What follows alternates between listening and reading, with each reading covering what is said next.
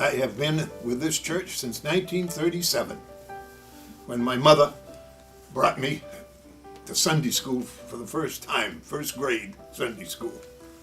And it's been a long road since then. I was born in 1934, and I got my Bible from the church in 1941, when I was a cute little 7 years old. And then I was confirmed in 1948. So I guess I've been a member of the church since 1948, which is about 59 years. I think that I first came to the church when I was in the 6th grade with my mom. I've been involved with the Congregational Church for approximately 21 years. I was thinking about that this morning when I was calculating the ages of my children. My husband and I joined the church on Monday, Thursday, 1984.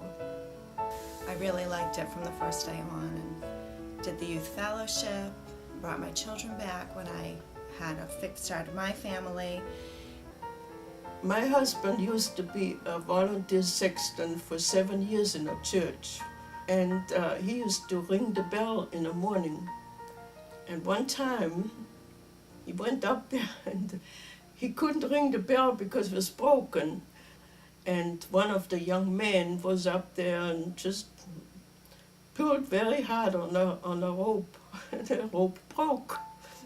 So, just the way my husband was always doing everything, had to be done right away. He just said to the minister, there was Bob Boynton at the time, he said, "I'll take care of it." And so we went to the court store and we got this big rope. He said, "Who you need it for?" So he explained it was for the church and the whole story. He said, "How much do I owe you?" I said, "Oh, you don't have to owe us anything for that. If it's for the church, and we're gonna get ourselves a seat in heaven." I think my favorite experience was being covered head to toe in insulation dust, working with Larry Bedell and the other people in the maintenance group as we blew in insulation into the attic.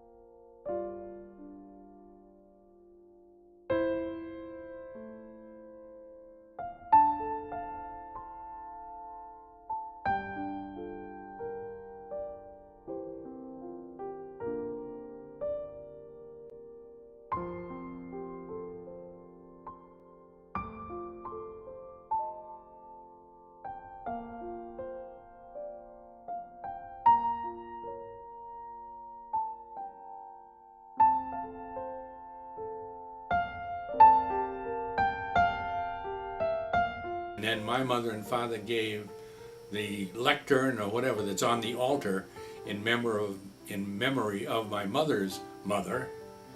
And then one of the stained glass windows for the Mackenzies, Susan and Jim, is in honor of my great-grandmothers.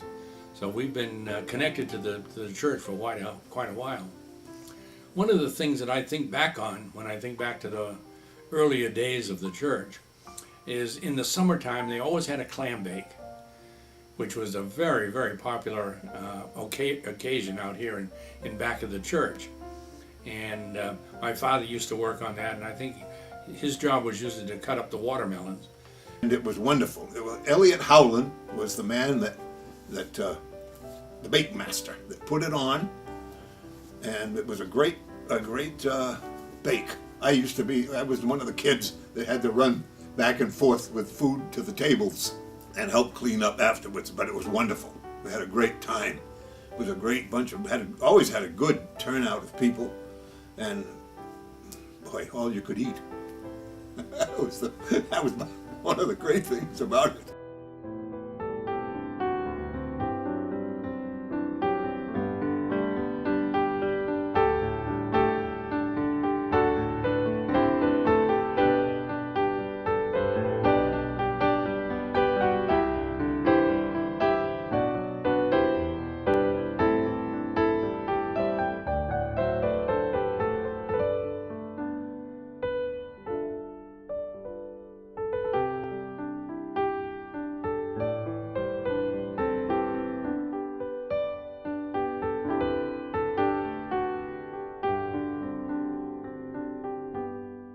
I remember that when Reverend Boynton left, my Tommy was going out to the car and he was crying his eyes out because Reverend Boynton was leaving.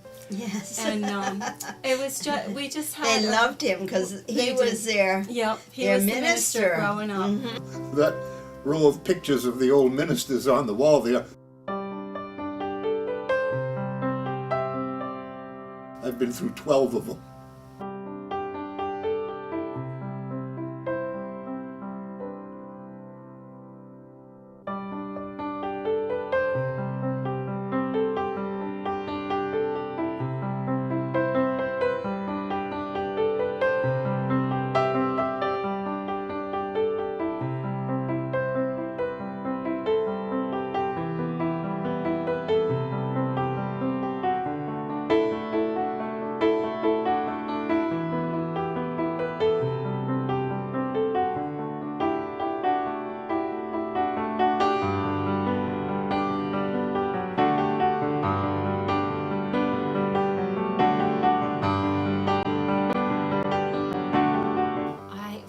Our church to be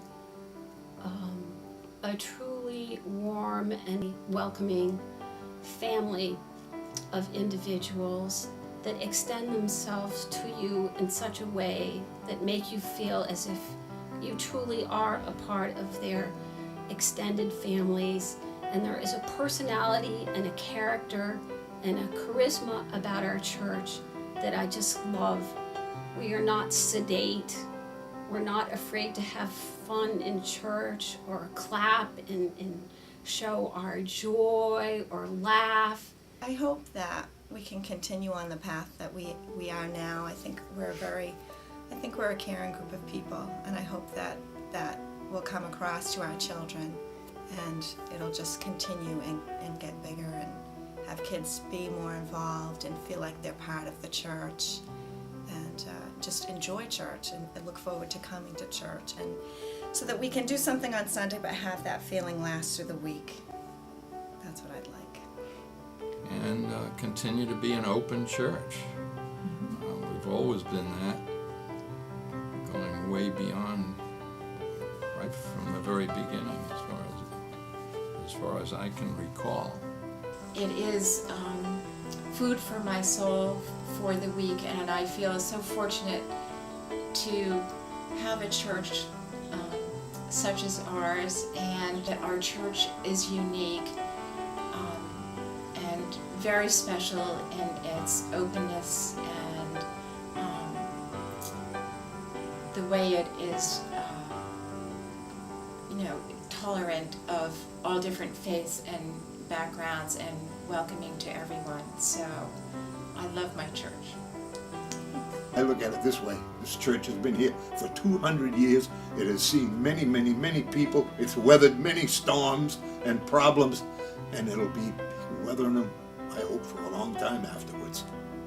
I think that we will be more fully human and be more fully alive in this world if we're able to be open to experiences where we can be transformed and changed. But we have to be willing to go there.